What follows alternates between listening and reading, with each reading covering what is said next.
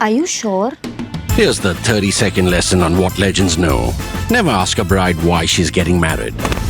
Don't wear a skirt on a windy day. Deodorant is not a shower. Don't sniff chili flakes. And don't forget, saving is not investing. Legends don't just save, they invest in mutual funds. Mutual fund investments are subject to market risks. Read all scheme-related documents carefully. नमस्कार, the print में आपका स्वागत है। क्या चुनाव आयोग निष्पक्ष तरीके से काम कर रहा है? प्रज्वल रेवन्ना के केस के बाद कर्नाटका में चुनावों पे क्या असर पड़ेगा और अमेठी की जगह रायबरेली जाने से कांग्रेस परिवार का अमेठी से रिश्ते पर किस तरह का प्रभाव पड़ेगा? पिछले हफ्ते आपने हमें ऐसे ही कई सारे सवाल भेजे और आज के इस एपिसोड में हम एक बार फिर आपके सवालों पर चर्चा करेंगे हेडलाइंस के पीछे शेखर के साथ। मैं अपूर्वा मंधानी और मेरे साथ है हमारे editor in chief Shekhar Gupta. कई दिनों बाद शेखर। हाँ पूर्वा, और आप सबको भी माफ़ी। और आप सब सोच रहे होंगे मैं कहाँ गायब हो गया, तो उसमें दो तीन चीज़ें। एक तो थोड़ा सा इधर उधर जाना हो जाता है, खास करके चुनाव में। हालांकि मैं इतना नहीं निकल पाया हूँ जितना मैं निकलना चाह रहा हूँ, लेकिन कुछ 2-1 दिन कर्नाटक गया, कुछ कर्नाटका गया और कुछ थोड़े बहुत और कामों में फंस गया। और थोड़ा सा एक फालतू काम कर रहा हूँ। जो पहले जो मेरे कॉलम थे नेशनल इंटरेस्ट, तो उसका पहला हमने एक सिलेक्शन छापा था 2014 में, एंटिसिपेटिंग इंडिया। उसका आप जैकेट देखेंगे तो अब उसको छपे हुए 10 साल हो गए। तो अब नया सिलेक्शन है। ये जो पिछले 10 साल के कॉलम है, पिछले 10 साल के करीब 600 कॉलम है, उनमें से करीब 120-125 चुन के जो मोदी डिकेड के हैं, और ये ज़्यादातर पॉलिटिकल है, लगभग सारे ही पॉलिटिकल कॉलम जो हैं, ताकि पता लगे। जो पहले का नाम हमने रखा था एंटिसिपेटिंग इंडिया, तो इस बार सोच रहे हैं कुछ री इमेजिनिंग इंडिया टाइप कुछ नाम ऐसे रख के, और उसको जैसे कि नई सरकार आती है उसके आसपास उसको रिलीज करेंगे। तो वो कॉलम्स को दोबारा एक बार देखना, एडिट करना, अपडेट करना, तो उसमें काफ़ी टाइम लग रहा है। कई बार रात को भी लेट हो जाता है, तो इस वजह से थोड़ी सी यहाँ कोताही होगी। लेकिन देखिए, आपको डीके सिंह आपके साथ आते हैं और मेरे से तो बहुत ज़्यादा वो जानते हैं राजनीति के बारे में। मैं भी राजनीति के बारे में बोलता हूँ तो उनसे पूछ के आता हूँ, करतक क्लटर के लिए भी उनसे पूछता हूँ, और वो सब जगह घूम रहे हैं। आज ही वो वापस आए थे उड़ीसा से 2-2.5 दिन के बाद, और एकदम कल सुबह सुबह वो तेलंगाना जा रहे हैं। तो वो भी आपसे बात करते रहेंगे। और मुझे पता है, मैं आपके रिस्पांस देख रहा हूँ कि आप चाहते हैं कि मैं भी करूँ। तो ये हम ऐसे करेंगे कि ना सिर्फ ये कि कभी मैं कभी डीके, लेकिन कोशिश ऐसे करेंगे कि हम दोनों ही। तो कभी आप देखें एक हफ्ते में आप एक देखें हेडलाइंस के पीछे डीके सिंह के साथ, और एक देखें हेडलाइंस के पीछे शेखर के साथ। तो कोशिश तो हमारी पूरी वो है, लेकिन अब तक जो मैं 3-4 हफ्ते से मिसिंग था उसके लिए माफ़ी। चलिए, कई सारी अच्छी खबरें मिली हमारे दर्शकों को, आई एम श्योर। सवालों से शुरुआत करते हैं शेखर। पहला सवाल आ रहा है सागर अग्रवाल का, हमारे सब्सक्राइबर हैं। पूछ रहे हैं कि काफ़ी कोशिशों के बाद चुनाव आयोग कर्नाटका बीजेपी के एक ट्विटर वीडियो को हटाने में कामयाब रहा है। आप पिछले चुनावों की तुलना में अब तक चुनाव आयोग के प्रदर्शन का आकलन कैसे करते हैं? क्या वे स्वतंत्र और निष्पक्ष तरीके से काम कर रहे हैं? देखिए, ये चुनाव आयोग, एक तो ये होता है कि चुनाव आपका साफ सुथरा हो जाए, बाद में आपको नतीजे आ जाएं, ठीक से वोट पड़ जाएं, कोई जाके बूथ कैप्चरिंग ना करे, उस समय तो ठीक रहेगा।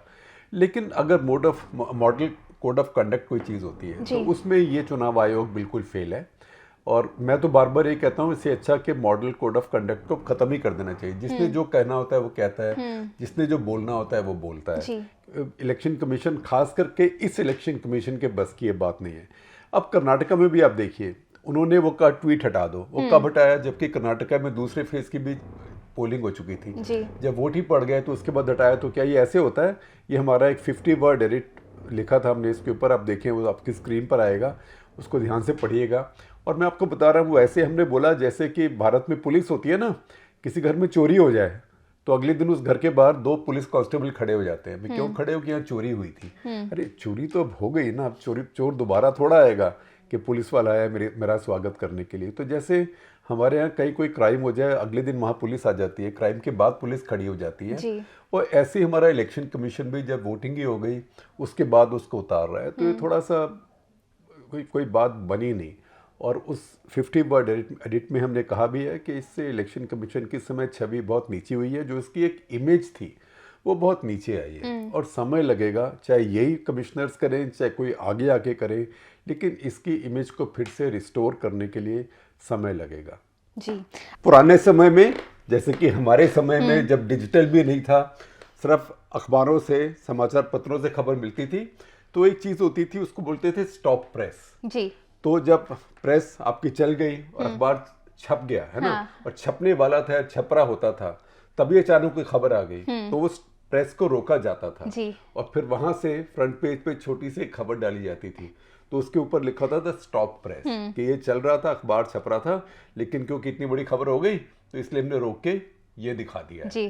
तो ये छाप दिए खबर ताकि आप अपडेट रहें। तो कुछ ऐसा ही हम अपने डिजिटल फॉर्मेट में भी कर रहे हैं, क्योंकि इस सप्ताह का हेडलाइंस के पीछे हमने रिकॉर्ड कर लिया था और रिकॉर्ड करने के बाद अब ये सुप्रीम कोर्ट ने अरविंद केजरीवाल को जमानत दे दी है। तो क्योंकि वो एक बड़ा सवाल है और हमें पता था कि आप सबके टॉप ऑफ द माइंड यही सवाल होगा, इसलिए हमने फिर से एक अनाउंसमेंट की और आपसे सवाल मांगे और कुछ सवाल आपसे आए हैं और उनके कोशिश कर रहे हैं हम जवाब देने की, और इसको जो हेडलाइंस के पीछे था उसमें पैच किया जाएगा, जैसे कि स्टॉप प्रेस होता था बिल्कुल उसी तरीके से। इसलिए आप ये मत सोचिए कि सारे हेडलाइंस के पीछे में तो अपूर्वा का और मेरा हुलिया कुछ और दिख रहा है और यहाँ पे कुछ और दिख रहा है, क्योंकि वो हमने कल शाम को रिकॉर्ड किया था, ये अभी कर रहे हैं। लेकिन फिर भी स्टॉप प्रेस की स्पिरिट में आपको लेटेस्ट खबर के ऊपर भी आपके प्रश्न लेकर उनके उत्तर हम दे रहे हैं। तो अपूर्वा बताइए। चलिए शेखर, पहला प्रश्न आ रहा है करण बेदी से। बोल रहे हैं केजरीवाल जेल से बेल मिलने के बाद क्लियरली ज्यादा पॉपुलर लीडर की तरह उभरे हैं, क्या ये मोदी गवर्नमेंट की स्ट्रैटेजी ऑपोजिशन को टारगेट करने की कहीं बैकफायर तो नहीं हो रही है? देखिए, ये राजनीति में ये खींचातानी चलती रहती है, क्योंकि जो एस्टेब्लिशमेंट होती है वो अपना साम दाम दंड भेद सब लगाती है, और जो विपक्ष होता है उसको अपनी स्किल भी दिखानी होती है उसके अंदर, और उसमें अपनी स्पाइन भी दिखानी होती है कि रीढ़ की हड्डी कितनी है। तो सारी बातें होती हैं और जनता जो होती है दोनों चीज़ को देख के अपना अंदाज़ा लगाती है।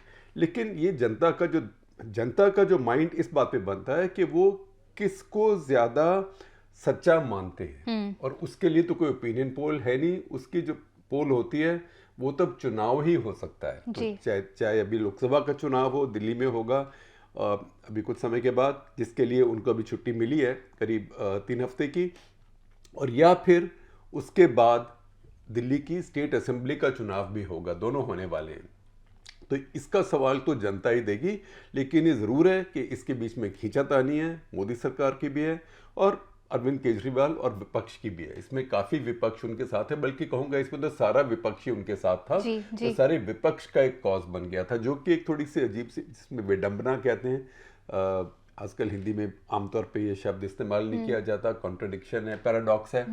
वो ये है कि इन्हीं सारे ओपोजिशन के नेताओं को, काफियों को केजरीवाल पहले बहुत बुरा भला कहते रहे हैं और सबको कहते रहे जेल में भेज दो, जेल में भेज दो, जेल में भेज दो, खास करके कांग्रेस वालों को। तो उसको देखते हुए इस समय जो विपक्ष की जो एकता हुई है, ये एक नई बात है हमारी राजनीति में काफ़ी समय के बाद।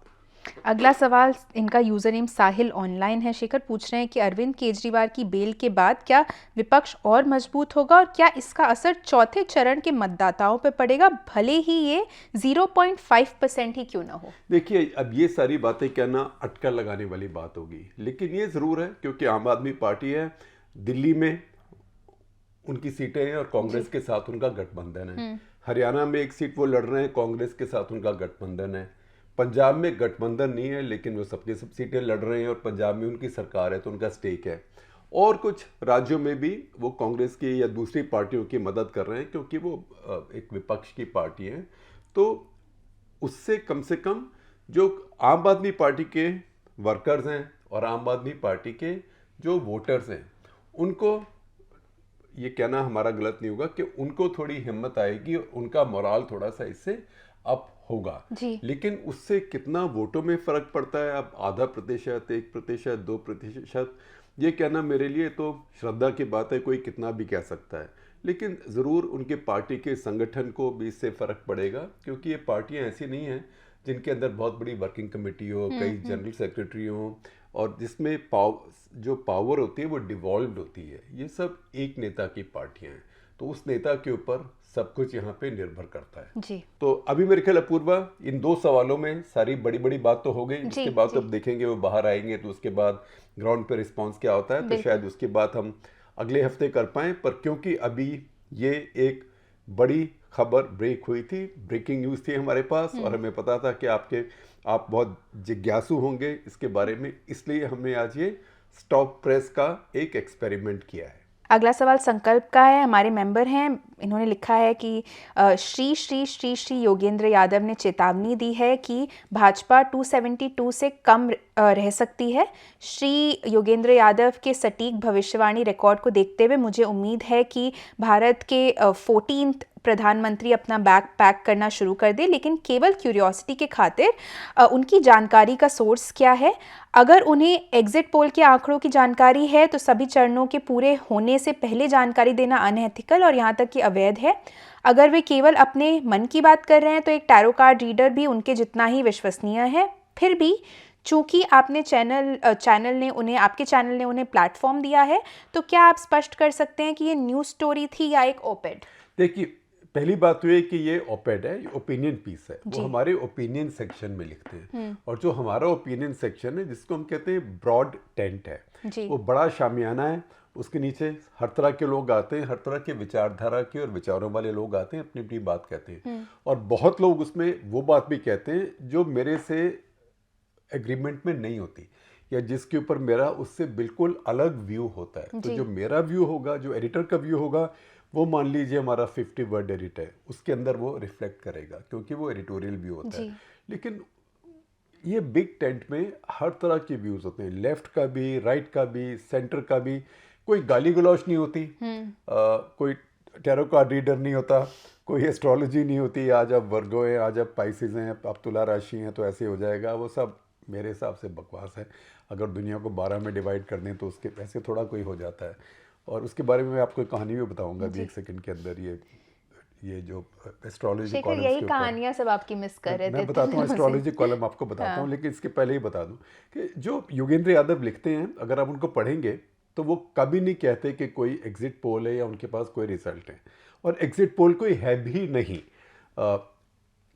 ज़रूरत है कि लोग एग्जिट पोल कर रहे हैं, लेकिन कानून है कि वो लास्ट वोटिंग होने के बाद, उसके अगले दिन के बाद, जब तक कि रिपोल की संभावनाएं सब खत्म ना हो जाए, कहीं कुछ रिपोल ईसी ने करानी हो, उसके बाद ही वो आ सकता है। तो जहाँ तक कि वो 3 तारीख को आएंगे एग्जिट पोल्स, तो वो कुछ नहीं है। वो क्या कर रहे हैं, वो जगह जगह जा रहे हैं और लोगों से बात कर रहे हैं। जैसे एक बार उन्होंने कहा मैं यूपी में गया तो मैंने 10 लोगों से बात की जिन्होंने पहले बीजेपी को वोट किया था, तो उनमें से 5 ने कहा कि इस बार हमने नहीं किया जी। तो फिर उन्होंने कहा अगर 5 ने ना भी किया, अगर मान लीजिए कि 1 ने भी सचमुच में नहीं किया बीजेपी को, तो बीजेपी का 10% पहले वोट से कम हो जाएगा। तो देखिए कमी, तो ये उनकी रीडिंग है। तो जैसे अब वो बड़े एक्सपीरियंस्ड हैं, बड़े तजुर्बेकार हैं, चुनाव देखते रहे हैं, सेफोलॉजिस्ट भी रहे हैं। हालांकि अब सेफोलॉजी नहीं करते, राजनीति ज्वाइन भी कर चुके हैं। अब पहले आम आदमी पार्टी में थे, अब राहुल गांधी के साथ पदयात्रा भी कर चुके हैं। तो उनकी जो राजनीति है वो सबको पता है जी। और उनका जो अभियान है वो भी सबको पता है, उसमें कोई छुपी हुई बात नहीं है। तो ये उनका व्यू है, उनकी ओपिनियन है। उसमें आप एग्री करें ना करें, मैं एग्री करूं या ना करूं, वो सब अलग बातें हैं। ये ओपिनियन है, ये कोई रिपोर्टाज नहीं है, ये बिल्कुल ओपिनियन है। और अब आपके ऊपर है, आप कितना उसे मानना चाहें। बाकी तो फिर वही होता है, जिनकी रही भावना जैसी, प्रभु मुहूर्त देखी तैसी। तो ये उनके बारे में मैं कहूँगा, वो लिखते अच्छा है, मैं भी उनको पढ़ता हूँ और हमारे यहाँ इसलिए छपता भी है क्योंकि कई चीज़ों पे उनका व्यू काफ़ी दिलचस्प होता है। कई चीज़ों पे उनकी मेरी बहुत डिसएग्रीमेंट होता है। जैसे कि इकोनॉमिक पॉलिसीज़ पे मैं तो बिल्कुल फ्री इकोनॉमी वाला हूँ, वो पुराने एक सोशलिस्ट समझ है उससे आए हैं, हालांकि मॉडर्न सोशलिस्ट हैं। उन्होंने ही एक कोविड के समय एक डॉक्यूमेंट सर्कुलेट किया था, लोगों ने साइन किया था, जिसमें कोई बड़े भयंकर तरीके से देश के संसाधन इकट्ठे करके बांटने की बात थी, जिसके ऊपर मैंने एक कर्तव्य लेटर भी किया था। तो हमारा बहुत डिसएग्रीमेंट था उसके ऊपर और वो बिल्कुल साफ था। तो उसके बावजूद वो एक बुद्धिजीवी हैं, समझदार हैं, लेकिन राजनीति में भी उनकी दिलचस्पी है और राजनीति में उनका एक तरफ झुकाव भी है जो कि छुपा हुआ नहीं है, वो स्ट्रेट फॉरवर्ड है। तो वो कह दिया। दूसरी बात जो मैंने आपको बताने वाला था एस्ट्रोलॉजी कॉलम की, तो अब मैं नहीं बताऊंगा कौन, क्योंकि वो फेयर नहीं होगा, लेकिन इंग्लिश के एक इंडिया के अखबार में बहुत मशहूर एस्ट्रोलॉजी कॉलम है। और जब से हम बच्चे थे तब से वो पेपर हमारे घर में आता था, तो जिस आदमी के नाम से वो एस्ट्रोलॉजी कॉलम आता था उसी के नाम से अब भी आ रहा है। अंग्रेज आदमी है, तो हमने कहा ये बड़ा चीज़ आदमी है, ये ज़रूर इसको, जैसे बाबा रामदेव कहते हैं मैं 200 साल जीऊँगा, तो शायद ये भी 200 साल जी रहा है, ये लिखे जा रहा है। तो फिर मुझे पता लगा कि उस आदमी तो कब से चल बसा है, वो 200 साल वाला नहीं है। और उसका जो दामाद है वो कॉलम चला रहा है, लेकिन कॉलम चलाने के लिए उसी के नाम से चला रहा है। अच्छा। क्योंकि लोग तो उसी का देखते हैं। अच्छा, उसमें करता क्या है कि उसमें अगर आप उसको एक बार स्टडी करें, उसके एल्गोरिदम देखें, तो कन्या राशि, विर्गो जो कि मेरी भी साइन है, वो एक बार होगा, फिर 18 हफ्ते के बाद वो आ जाएगा। अच्छा। फिर 12 हफ्ते के बाद वो आ जाएगा। ऐसे सबका ऐसे घुमा फिरा के वही आता रहता है। क्योंकि देखिए दुनिया में 800 करोड़ लोग हैं, तो 800 करोड़ लोगों में ऐसे बांटना संभव नहीं है। तो ये टैरो कार्ड और ये सब देखिए आपकी जो किस्मत है अपने हाथ में होती है, और उससे आप जो बना सकते हैं वही होता है। बाकी ठीक है, मैं अगर कोई देखूँ भी, कोई ऐसे कॉलम देख भी लूँ मैं कभी, तो मैं उसको एंटरटेनमेंट के लिए देखता हूँ। तो क्योंकि हर आदमी का, तुम्हारे रोमांस में ये होगा, तुम्हारी नौकरी में ये होगा, तुम पैसे में ये होगा, अगर ये फॉलो सब करने लग गए तो फिर दुनिया का तो काम ही रुक जाएगा। अगला सवाल शेखर एस त्रिवेदी का है। वो बोल रहे हैं कि मेरा सवाल ये है कि आपको क्या लगता है कि बीजेपी या मोदी जी की छवि उनके कार्यों के कारण खराब हो जाएगी, जैसे विवादास्पद बैकग्राउंड वाले लोगों का समर्थन करना, जैसे बृजभूषण सिंह के बेटे को टिकट देना और लोकसभा चुनाव में प्रज्वल रेवन्ना के लिए प्रचार करना। क्या आपको नहीं लगता कि इससे भाजपा के बारे में जनता की राय प्रभावित होगी कि कैसे वे महिलाओं के मुद्दों को निगलेक्ट करते हैं? देखिए ऐसे है कि जैसे हमारे चुनाव होते हैं, लोगों का जो दिमाग होता है, दिल दिमाग, 98% लोगों का करीब 3-4 महीने पहले ही बन गया होता है कि उन्होंने कहाँ वोट देना है। बाद में जो कैंपेनिंग होती है और कैंपेनिंग के टाइम जो मूड होता है, उससे वो 2-3% को फर्क पड़ता है जो रह गए। और उसके अलावा 98% में से शायद किसी का 2-4% का और माइंड चेंज हो जाए, उससे ज़्यादा का चेंज नहीं होता है, चाहे जो भी हो। जो कैंपेनिंग भी होती है ना, ज़बरदस्त, प्रधानमंत्री इधर से उधर जा रहे हैं, राहुल गांधी इधर से उधर जा रहे हैं, किसी का रोड शो, किसी की यात्रा, कहीं सोशल मीडिया पे इधर उधर, ये सब जो धूम धड़ाका होता है, उसका सबसे बड़ा उसका पर्पस, तात्पर्य ये होता है कि जो हमारे वोटर हैं वो निकल के बाहर आ जाएं। क्योंकि अगर आप देखें किसी भी चुनाव में किसी को भी 100% वोट तो मिलता नहीं है, और 100% वोटिंग होती भी नहीं है। तो अगर आप समझे कहीं पे 65% वोटिंग हुई, तो आप उसमें सोचो यार 35% लोग तो वोट देने नहीं आए, उनमें से मेरे कितने थे, है ना, दूसरे के भी होंगे, आपके भी होंगे। तो हर किसी की कोशिश होती है कि जो मेरे वोटर हैं वो बाहर आके वोट दें। तो जो चुनाव प्रचार होता है वो ज़्यादा उसके लिए होता है, उसको फ़र्क पड़ता है। अब ये बातें हैं खास करके प्रज्वल रेवन्ना, बृजभूषण शरण सिंह, ये इससे जो समझदार लोग हैं उनको बुरा लगेगा, और लग भी रहा है, लगना चाहिए भी। इससे बहुत वोटों पे फ़र्क पड़ेगा। जैसा कि मैंने आपको कहा कि बहुत लोगों का दिमाग पहले बना होता है, और 6 महीने पहले भी बन जाता है ज़्यादातर का। आप कहीं भी देखें, आप जैसे अमेरिकन डेमोक्रेसी देख लें, ब्रिटिश डेमोक्रेसी देख लें, वहाँ पे लोगों के माइंड्स ऑलरेडी डिवाइडेड होते हैं, और वहाँ तो रजिस्टर्ड वोटर्स भी होते हैं, पार्टीज़ के, हमारे यहाँ नहीं होते लेकिन वहाँ तो होते हैं। तो हर किसी को पता है कि ये जो अनडिसाइडेड्स कहते हैं, जो अनडिसाइडेड्स होते हैं वो फैसला करते हैं। अगर कोई वेव इलेक्शन हो तो वो अलग बात है। जैसे पिछली बार भारत में चुनाव हुआ 2019 का, वो वेव इलेक्शन था, उसमें हवा थी पुलवामा के बाद से। पुलवामा के पहले जो इंडिया टुडे का ओपिनियन पोल आया था, उसमें तो बीजेपी का बहुमत भी नहीं आ रहा था, बिल्कुल मारपीट के थोड़ा बहुत फिर भी नहीं आ रहा था। लेकिन पुलवामा के बाद जो हवा बनी एकदम बदल गई, तो उसके बाद वेव इलेक्शन हुआ। तभी आप देखिए कि 5 लाख से 6 लाख से 5.5 लाख से कई जगह, खास करके राजस्थान, मध्य प्रदेश, गुजरात, हिमाचल, हरियाणा, ऐसे सब राज्यों में बीजेपी जीती। और उसी की वजह से 224 सीटों में से बीजेपी के 50% से ज़्यादा वोट आए। तो इस तरह की कोई हवा और वेव तो इस समय नहीं चल रही है। तो जब ऐसी वेव होती है तो ज़्यादा लोगों को वोट देने के लिए लाती है। और जब लोग कम आते हैं, लोग कहते हैं कि जो जो कम लोग आ रहे हैं, टर्नआउट कम है। इसका क्या मतलब है? इसका मतलब ये है कि जो कमिटेड लोग हैं वो वोट देने आ रहे हैं, जो लोग जोश में जाते हैं वो इस टाइम नहीं जा रहे हैं। तो ये उस तरह का कुछ चुनाव है। अगला सवाल मधुर सहगल का आ रहा है। पूछ रहे हैं कि हरियाणा में बीजेपी सरकार अपना बहुमत खो चुकी है, आपको क्या लगता है अब क्या होने की संभावना है? देखिए, सैया भय कोतवाल तो डर का है का।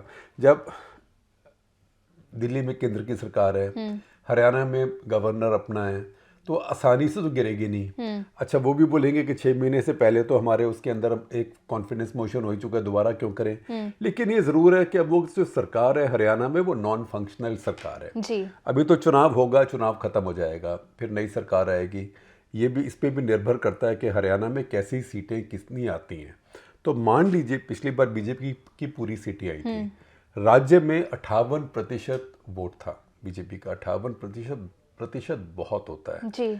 उसको कम करना, उसको कम करके अगर मान लीजिए 2-1 सीटें भी बीजेपी की ना आई हरियाणा में, तो उससे ये सरकार और कमजोर हो जाएगी। क्योंकि सरकार कैसे कमजोर होती है? जो बीजेपी के एमएलए हैं वो तो छोड़ेंगे नहीं जी। लेकिन जो बाहर से आए हुए हैं, इंडिपेंडेंट हैं, इधर उधर से, जो कहीं की ईंट कहीं का रोड़ा, जिनको मिला के कुनबा जोड़ा है ये, मैं नहीं कहता भानुमति का कुनबा है, लेकिन वो लोग फिर भागने शुरू हो जाते हैं क्योंकि उनको पता है कि कुछ महीने में हरियाणा में फिर असेंबली का चुनाव भी होने वाला है। तो उनको डर लगता है कि अब हम किस साइड पे हों कि जहां हमारे जीतने की संभावना ज्यादा है जी। तो ये 3 जो इंडिपेंडेंट जो है हरियाणा में, जो अब कांग्रेस की तरफ आ गए, ये क्यों आए हैं? ये नहीं कि उनको ईडी से, सीबीआई से और एजेंसी से डर नहीं लगता, उनको भी लगता है, लेकिन लग रहा है कि अभी तो मारपीट का टाइम है, चुनाव हो रहा है, फिर असेंबली चुनाव शुरू हो जाएगा, थोड़े दिन के बाद असेंबली का कोड ऑफ कंडक्ट आ जाएगा, हम इंडिपेंडेंट हैं, तो हमारे जीतने का चांस कहाँ पे है? तो मैं समझता हूँ कि उन 3 का वहाँ पे जाना, क्योंकि कांग्रेस पार्टी के पास तो कोई एजेंसीज नहीं है और इस समय पैसा देने के लिए भी नहीं है, देने में भी कोई डरेगा अगर होगा तो उनका वहाँ जाना ये इंडिकेट करता है कि हरियाणा के जो ज़मीन से जुड़े हुए राजनेता हैं, पॉलिटिशियन हैं, उनको ये लगता है कि अगले चुनाव में बीजेपी नहीं जीतने वाली है जी। अब अभी में और अगले चुनाव में बहुत समय, कुछ भी बदल सकता है, लेकिन मैं समझता हूँ कि हरियाणा में जो राज्य सरकार है इस समय बहुत कमज़ोर है। शिखर, अगला सवाल आशुतोष बग्गा का आ रहा है। बोल रहे हैं कि यूपी को कवर करने वाले बाकी कलीग्स के साथ आपने हालिया एपिसोड में आपकी टीम की एक रिपोर्टर ने बताया था कि अमेठी और रायबरेली में लोग अभी भी गांधी परिवार के साथ एक बॉन्ड महसूस करते हैं। क्या अब अमेठी छोड़कर रायबरेली जाने का निर्णय उस बंधन पर महत्वपूर्ण प्रभाव डालेगा? देखिए, हमने इसके ऊपर भी एक 50 वर्ड एडिट लिखा था, जो आप देख सकते हैं अपनी स्क्रीन के ऊपर। वो आपको जो हमारा उसके ऊपर जो व्यू है, मत है, वो आपको उसमें मालूम पड़ जाएगा। देखिए, किसी को सिपा सलार जो होता है उसको मोर्चे से हटना नहीं चाहिए, कम से कम हमारा व्यू है। लेकिन हम तो एडिटोरियल व्यू दे सकते हैं, हमारा अपना स्टेक तो कोई नहीं है जी। तो जो कांग्रेस वाले कहते हैं वो ये कहते हैं कि अमेठी जाने से एक तो स्मृति ईरानी की प्रोफाइल बहुत बढ़ जाती है, हम नहीं बढ़ाना चाहते थे। दूसरी बात, वो इज्जत का सवाल सा बन जाता, तो हम ये इज्जत का सवाल व्यक्तिगत नहीं बनाना चाहते थे, राहुल गांधी वर्सेस स्मृति ईरानी। तो हम साथ वाले में चले गए जो उनकी माँ की कंस्टिट्यूएंसी थी, तो वो तो अलग बात है। दूसरी बात है कि नॉस्टैल्जिया होता है। अभी आप देखें, दिल्ली में इतने मेमोरियल हैं, इतने म्यूजियम हैं, गांधी स्मृति भी यहाँ पे है, जहाँ गांधी जी की हत्या हुई वो भी यहाँ पे है, नेहरू जी का त्रिमूर्ति भी यहाँ पे जो उनका घर था, शास्त्री जी का 10 जनपद, वो सब यहाँ मेमोरियल बने हुए हैं।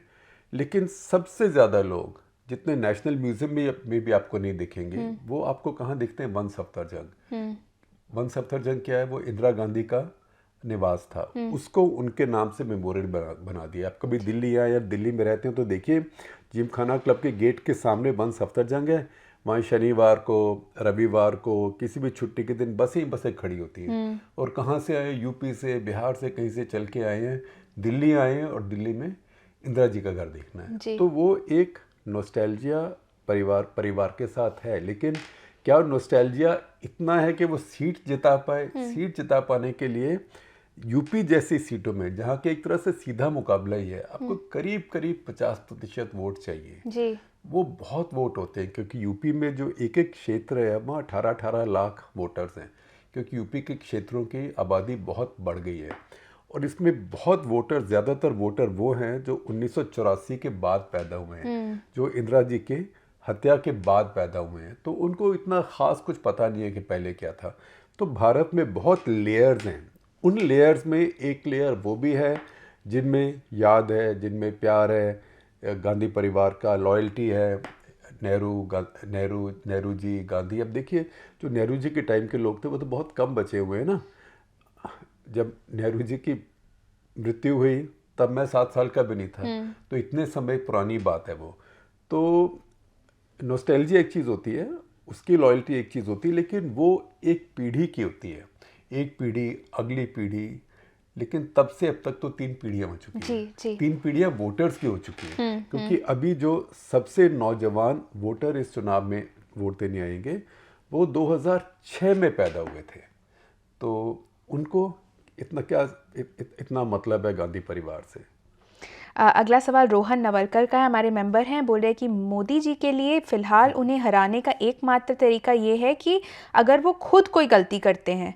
क्या मोदी ने कांग्रेस और उसके मैनिफेस्टो पर ज़्यादा ध्यान देकर ये गलती की है, जो कि एक दस्तावेज़ है जिसका आमतौर पर चुनाव में ज़्यादा महत्व नहीं होता?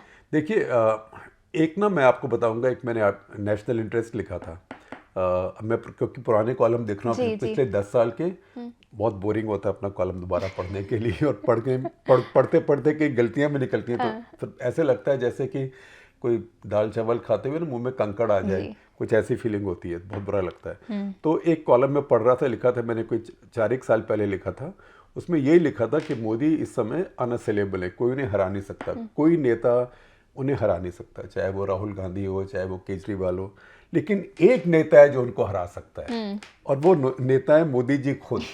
क्योंकि भारत का राजनीतिक इतिहास हमें बताता है कि जब भारत में बहुत स्ट्रांग या बहुत पॉपुलर नेता होता है तो उसको वो खुद ही हराता है। अच्छा। कोई और उसे नहीं हरा सकता। अब देखिए, सन 77 में किसने सोचा था कि इंदिरा गांधी हार जाएंगी, और उन्हें कौन हराएगा? जयप्रकाश नारायण तो चुनाव लड़ भी नहीं रहे थे, और उनकी तो तब तक स्वास्थ्य भी खराब था और चुनाव तो नहीं लड़ रहे थे वो। ये पता ही नहीं था कि जनता पार्टी की सरकार बनेगी तो प्राइम मिनिस्टर कौन बनेगा। वो तो बाद में मारपीट होके जगजीवन राम नहीं बने, चरण सिंह नहीं बने, सबका दिल टूट गया, मोरारजी बन गए, सब कोशिश करते रहे मैं भी बनता, है ना। तो लेकिन किसी नेता ने आके इंदिरा जी को नहीं हराया जी। इंदिरा जी क्यों हारी? क्योंकि उन्होंने इमरजेंसी लगाई थी, लोगों में रोष था, खास करके हिंदी राज्यों में रोष था, तो इंदिरा जी ने खुद अपने आप को हराया जी। राजीव गांधी 414 सीटें आई उनकी 1984 में, किसने सोचा था हरा सकते हैं? एक के बाद एक गलती शुरू की 1986 के बाद में, चाहे वो बोफोर्स हुआ, चाहे वो श्रीलंका में हुआ, चाहे कुछ कहना शुरू। सबसे बड़ी गलती जो मैं मानता हूं उन्होंने, सबसे बड़ी गलती शाबानो केस में करी, जबकि आरिफ मोहम्मद खान जैसे लोग जो उनकी अपनी मिनिस्ट्री में थे, वो नौजवान नेता थे, AMU के छात्र नेता थे, मॉडर्न बात लेके आ रहे थे, और वो कह रहे थे कि मौलवियों की बात मत सुनो जी। ये आप मुसलमान भी मॉडर्न हो रहे हैं, सुप्रीम कोर्ट का फैसला है, इसको आप रिवर्स नहीं करो। लेकिन राजीव गांधी ने सुनी मौलवियों की बात, और वो लोग जो मौलवियों की बात करते थे, हालांकि उन्हें सीधा करने के लिए, लेकिन दोबारा करता हूँ, वो तो सब चले गए, और कई लोग जिन्होंने राजीव गांधी को ऐसे एडवाइस किया वो भी इधर उधर चले गए, क्योंकि बाद में कांग्रेस पार्टी से टूट के जन मोर्चा बना, कई लोग वहां भी चले गए, आरिफ मोहम्मद खान भी वहां गए थे, तो बड़ी गलती हुई। और उसके बाद से गलतियों का एक सिलसिला शुरू हो गया, जैसे मंडल कमीशन की रिपोर्ट को दबा के रखा गया, फिर श्रीलंका में हुआ, फिर सबसे बड़ा बोफर्स, और पहले आपने शाबानो केस में सुप्रीम कोर्ट के फैसले को उल्टा कर दिया अपनी संसद के थ्रू, और उसके बाद आपने वहां पे तालाब खुलवा दिया अयोध्या में, और उसके बाद आपने वहां पे शिलान्यास करवा दिया, और उसके बाद 1989 का चुनाव आपने लॉन्च किया अयोध्या से, और कहा कि कांग्रेस पार्टी को वोट दीजिए, हम सत्ता में आएंगे तो भारत में राम राज्य लाएंगे।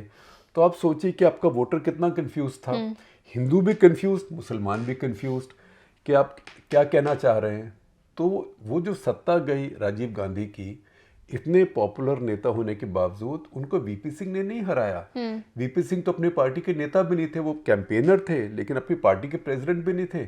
उनको भी बाद में मारामारी में ही प्राइम मिनिस्टर बनाया, कई लोग चाहने वाले थे उस नौकरी के लिए जी। और वीपी सिंह जो जिस पार्टी से थे उसकी सिर्फ 160 सीटें ही आई। तो वीपी सिंह ने राजीव गांधी को नहीं हराया, राजीव गांधी ने खुद को हराया। अब आपको 2004 में लेके आता हूँ, सबने कहा अटल जी जीत जाएंगे। अटल जी ने क्या किया, एक तो 6 महीने 7 महीने इलेक्शन को एडवांस कर लिया, लोगों ने कहा एरोगेंट है, ऊपर से कह दिया इंडिया शाइनिंग। अरे 2 क्वार्टर्स 3 क्वार्टर्स की ग्रोथ अच्छी होगी तो इंडिया शाइनिंग। उसके पहले 1998 में आपने न्यूक्लियर टेस्ट किए थे, न्यूक्लियर टेस्ट के अलावा के बाद आपके ऊपर इतनी सैंक्शंस लगी थी, कई क्वार्टर आपके 2-2.5 साल आपकी इकोनॉमी खराब रही। उसके बाद 2001 के दिसंबर में आपके पार्लियामेंट पर अटैक हुआ, पार्लियामेंट पर अटैक हुआ तो अब सेनाएं लेके पाकिस्तान के बॉर्डर पे चले गए। 1.5 साल लगा सबको कि लड़ाई होने वाली है यहाँ पे। लड़ाई के समय तो कोई निवेश भी नहीं होता जी। कोई भी नहीं आता, आपके अपने लोग भी निवेश नहीं करते, तो आपकी इकोनॉमी कई साल रुकी हुई थी। 2-3 क्वार्टर आपके अच्छे हुए तो आपने उस जोश में आके जल्दबाजी में और आपने इंडिया शाइनिंग कर दिया। तो वो हारे सिर्फ इसीलिए, सिर्फ कितना हारे थे वो, 9 या 10 सीटें कम थी उनकी कांग्रेस पार्टी से। लेकिन उनकी गलतियां थी, गलती ये भी थी कि जैसे गुजरात में हुआ तो नरेंद्र मोदी के ऊपर एक्शन ना ले पाना। वो लेना चाहते थे लेकिन आखिरी मिनट पे वो रुक गए क्योंकि उनको लगा कि पार्टी मेरी बात नहीं मानेगी। जब गोवा में इनकी मीटिंग हुई थी उसके पहले तो उन्होंने राजधर्म का लेक्चर दिया था, फिर उसके ऊपर डिलीवर नहीं कर पाए। तो उससे जो उनके एलाइज थे, कुछ एलाइज तो छोड़ गए और कुछ एलाइज को नुकसान हो गया क्योंकि उनका मुस्लिम वोट छोड़ के चला गया। जैसे टीडीपी का आंध्रा में, उस टाइम तो आंध्र पूरी एक स्टेट थी, बहुत सीटें थी वहाँ पे, तो सारों बातों के कॉम्बिनेशन से वो पीछे रह गए और यूपी आगे निकल गई। और उनके ही एलाइज जो पहले उनके साथ थे, अब उनको लगा कि हम यूपीए के साथ चले जाते हैं। तो वो चुनाव भी वाजपेयी खुद पॉपुलर नेता थे, उन्होंने खुद को हराया। कोई उनके खिलाफ नेता नहीं खड़ा हुआ था, कोई उनके खिलाफ कैंपेनर नहीं था, किसी ने नहीं कहा था कि यूपीए होगा, यूपीए तो था ही नहीं। और किसी को आइडिया नहीं था कि अगर वाजपेयी हार गए तो कौन प्राइम मिनिस्टर बनेगा। तो भारत के इतिहास में जो एक नेता सेटल्ड होता है, जिसके पांव जमे होते हैं, उसको कोई दूसरा नेता आके नहीं उखाड़ता है जी। उसको वो अपने पांव खुद उखाड़ता है। तो ये तो मैंने आपको बहुत लंबा एक एक्सप्लेनेशन दिया है, मुझे बहाना मिल गया आपको कहानियां सुनाने का। लेकिन जो आप कह रहे हैं, तो अभी 3 हफ्ते पहले मैंने एक और भी लिखा था कॉलम नेशनल इंटरेस्ट, उसमें यही कहा था कि ये पहली बार देखा है कि नरेंद्र मोदी अपने आप एक चुनाव प्रचार में थीम नहीं ढूंढ पा रहे हैं, थीम नहीं ढूंढ पा रहे हैं और वो विपक्ष से थीम उठा के उस पर रिस्पॉन्ड कर रहे हैं जी।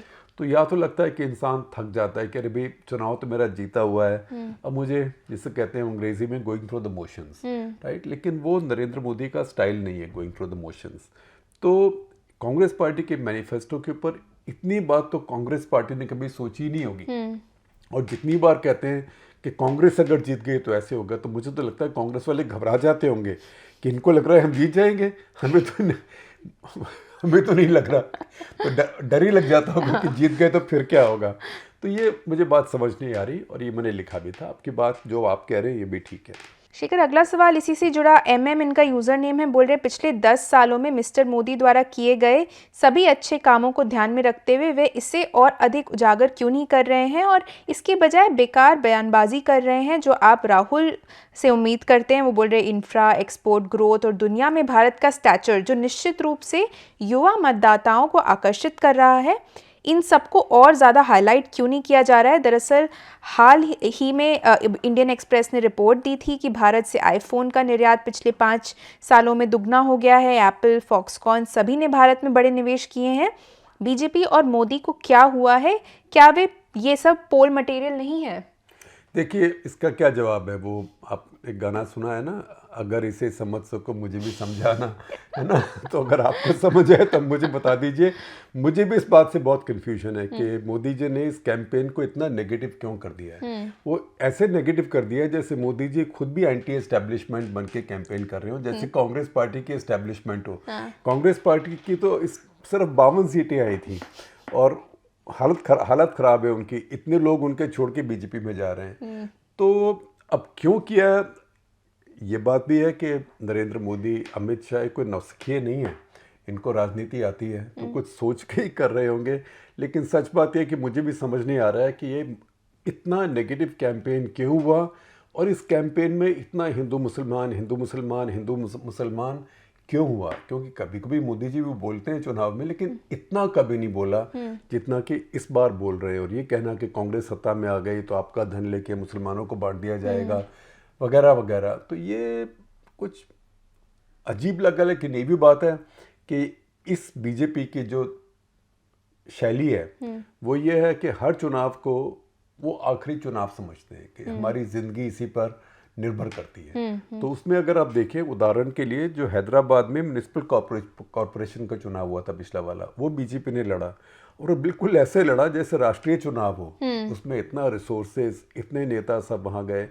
तो तब भी हम लोगों से बात करते थे और बीजेपी के नेता ये कहते थे कि हमारी साइकोलॉजी है, चाहे कोई उपचुनाव हो, चाहे कोई म्युनिसिपल चुनाव हो, चाहे कोई पंचायत चुनाव हो, हम हर चुनाव को ये सोच के चलते हैं हमारे जीवन का आखिरी चुनाव है, इसको हम हार नहीं सकते हैं। लेकिन फिर भी इस सब का सार यही है कि ये बड़ी एक ताज्जुब की बात है कि इसके अंदर इतनी नेगेटिविटी है इस कैंपेन के अंदर।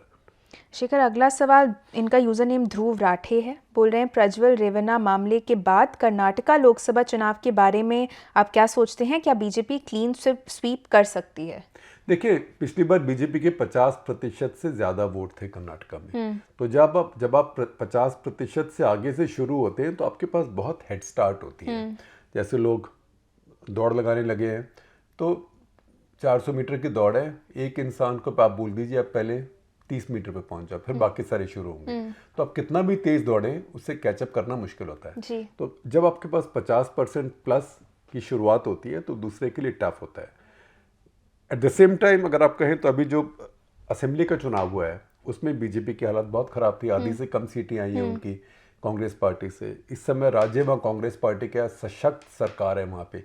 पिछली बार भी जब चुनाव हुआ था 2019 में, कर्नाटका में बीजेपी की सरकार नहीं थी जी। वो कांग्रेस के गठबंधन की सरकार थी, लेकिन मुख्यमंत्री उसमें कमजोर थे, कुमारस्वामी, जो कि छोटी पार्टी के, जिसको कहते हैं ना टेल वैगिंग द डॉग, कि पूंछ कुत्ते को हिला रही है ना, तो सोच के भी हंसी आती है।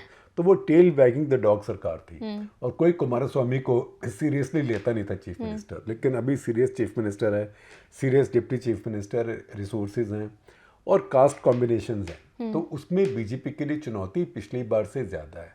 लेकिन उसके बावजूद बीजेपी बहुत सशक्त है वहाँ पे, और लोग भी इस समय राष्ट्रीय चुनाव, जिसको पहले पुराने ज़माने में बोलते थे बड़ा चुनाव छोटा चुनाव, राष्ट्रीय चुनाव और राज्य का चुनाव, उसमें डिस्टिंक्शन करते हैं जी। तो वो बीजेपी के फेवर में आएगा कि लोग सोचे कि भाई राज्य के लिए तो मैंने इसको वोट दिया कांग्रेस पार्टी को, पर इसके लिए लोकसभा के लिए जिसको मैं देता रहा हूँ उसको ही देता रहूँ। बीजेपी की 2009 से कर्नाटका में काफ़ी सीटें आ रही हैं, तो बीजेपी का वहाँ पे गहरा डीप डाउन रूटेड समर्थन है। और ख़ास करके कुछ कास्ट्स में, जैसे कि लिंगायत कास्ट में, अभी लगता नहीं कि उसका जो बीजेपी का वहाँ पे जनाधार है वो ज़्यादा टूटा होगा। और अभी क्योंकि जेडीएस के साथ बीजेपी का अलायंस है, 2019 में कांग्रेस का जेडीएस से अलायंस था।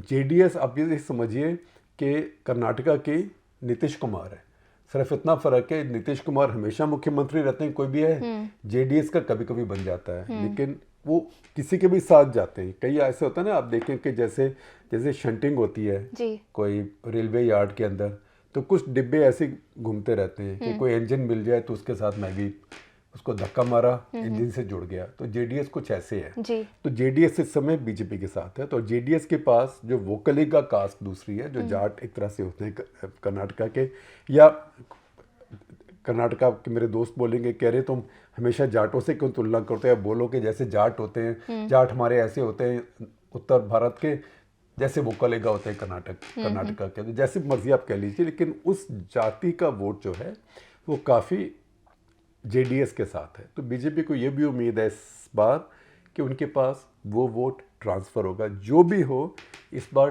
टक्कर कर्नाटका में अच्छी है। शिखर, एक और सवाल लूँगी। आप कई हफ्तों बाद आए हैं तो मैं कोशिश कर रही हूँ ज़्यादा से ज़्यादा सवाल ले लूँ। एक विशाल कुमार यादव हमारे मेंबर हैं, बोल रहे हैं कि बीजेपी ने कश्मीर घाटी में अपना कोई उम्मीदवार नहीं उतारा है। क्या ये 370 को लेकर बीजेपी के उस क्लेम की हवा नहीं निकाल रहा कि घाटी में 370 हटाने के बाद बहुत विकास हुआ है और लोगों में पॉजिटिव इमेज नहीं बनी है बीजेपी की? देखिए, सच बात तो ये है कि मुझे भी इस बारे में आश्चर्य है कि बीजेपी ने कोई कैंडिडेट वहाँ नहीं रखा है। हालांकि जो हिंट दे रहे हैं कि देखो, आप पीडीपी को वोट मत दीजिए, एनसी को वोट मत दीजिए, कांग्रेस को वोट मत दीजिए, तो किसको दीजिए? एक अपना पार्टी कोई है वहाँ पे, उसको वोट दीजिए। तो बाद में प्रॉक्सी है तो उनको बना लेंगे, लेकिन बीजेपी का खड़ा ना करना एक आश्चर्य की बात है। और मुझे उम्मीद नहीं थी कि बीजेपी कैंडिडेट नहीं खड़ा करेगी। अब ठीक है, अगर आप बीजेपी के समर्थक हैं तो आप ये भी कह सकते हैं, अरे ज़्यादा बोल रहे हो, कांग्रेस ने भी तो नहीं खड़ा किया है कोई घाटी में, वैली में। तो सच्चाई है कि कांग्रेस ने भी नहीं किया है, लेकिन कांग्रेस का अभी अलायंस है और कांग्रेस के अलायंस पार्टनर नेशनल कॉन्फ्रेंस, उसके कैंडिडेट्स हैं जी। तो बीजेपी के नए कैंडिडेट नहीं खड़े करना एक है ताजुब की बात, बिकॉज ये एक तरीका भी था अपनी पार्टी को वहाँ बिल्ड करने का। आपका कैंडिडेट खड़ा हो, कुछ वोट मिलते हैं, कुछ बात होती है, तो धीरे धीरे पार्टी आगे बढ़ती है। और बीजेपी ऐसे ही हर जगह अपनी पार्टी को आगे बढ़ाती है। इस बार देखिए कि कितना जोर लगा रही है वो। केरला में, तमिलनाडु में बहुत सीटें नहीं मिलेंगी, लेकिन आगे के लिए अपनी पार्टी का वो वहाँ पे आधार बना रही है। ये कश्मीर घाटी में नहीं करना कुछ ऐसी बात है जिसको मैं बहुत समझ नहीं पा रहा हूँ। जी, चलिए इसी बात पे हमारा आज का एपिसोड यहीं ख़त्म होता है। आशा करती हूँ आपको एपिसोड पसंद आया होगा। हमसे जुड़ने के लिए आप सभी का बहुत बहुत धन्यवाद।